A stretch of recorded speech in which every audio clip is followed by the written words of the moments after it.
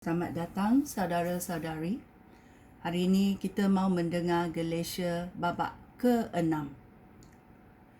Saling memikul beban. Adakah kita orang yang menggalakkan orang lain dalam hidup kita?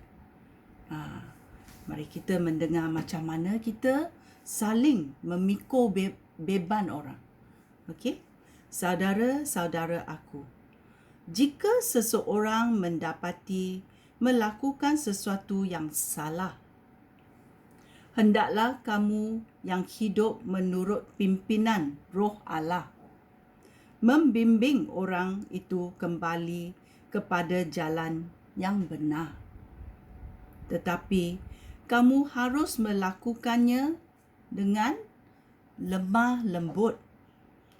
Berwaspadalah supaya kamu sendiri tidak tergoda untuk berbuat hal yang sama.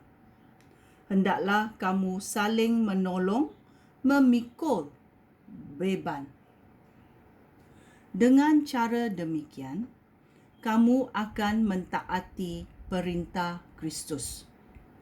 Jika seseorang menyangka dirinya penting, padahal tidak, orang itu menipu dirinya sendiri. Tiap-tiap orang harus memeriksa kelakuannya sendiri, sama ada baik atau tidak. Jika baik, dia boleh berbangga dengan hal itu. Tetapi dia tidak perlu membandingkan apa yang dilakukannya dengan apa yang dilakukan orang lain. Kerana tiap-tiap orang harus memikul tanggungjawab masing-masing.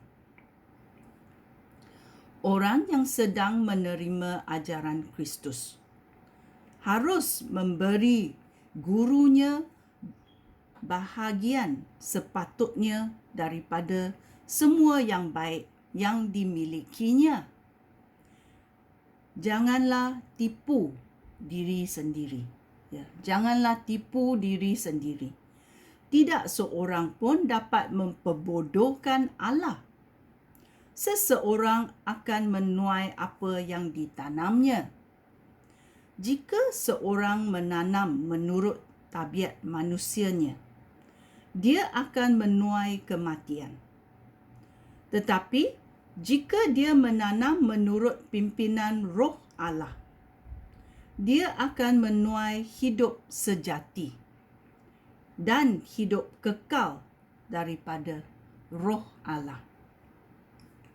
Oleh itu, janganlah kita jemu melakukan perkara-perkara baik. Jika kita tidak berhenti-henti berbuat demikian, kelak kita akan menuai hasilnya.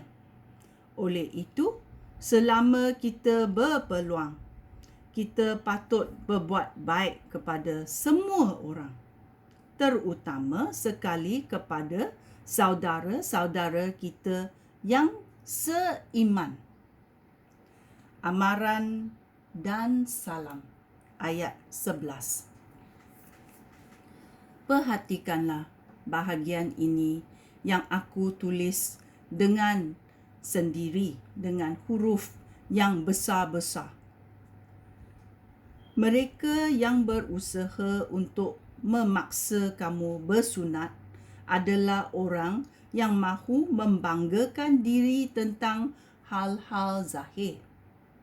Tetapi mereka berbuat demikian supaya mereka tidak dianiai oleh orang Yahudi oleh sebab salib Kristus.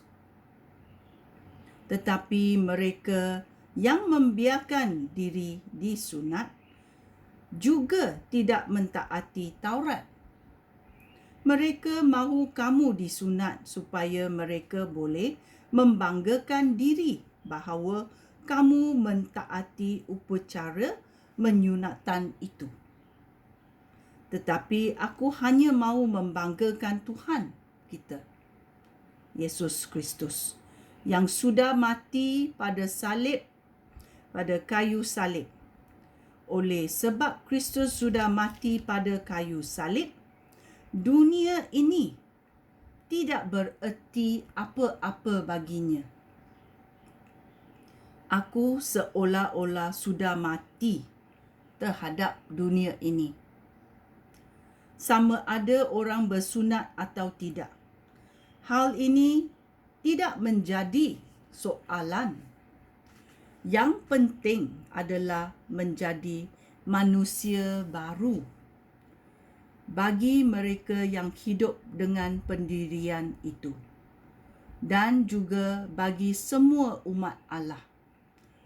Aku berdoa agar Allah mengurniai mereka kesejahteraan dan rahmat-Nya.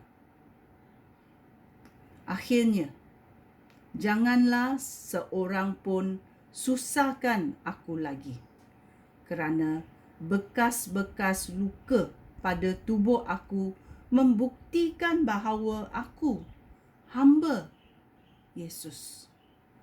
Semoga Tuhan kita Yesus Kristus memberkati kamu semua. Amin. Ya, ini adalah Galatia babak ke-6. Saling memikul beban. Sekian, terima kasih. Shalom.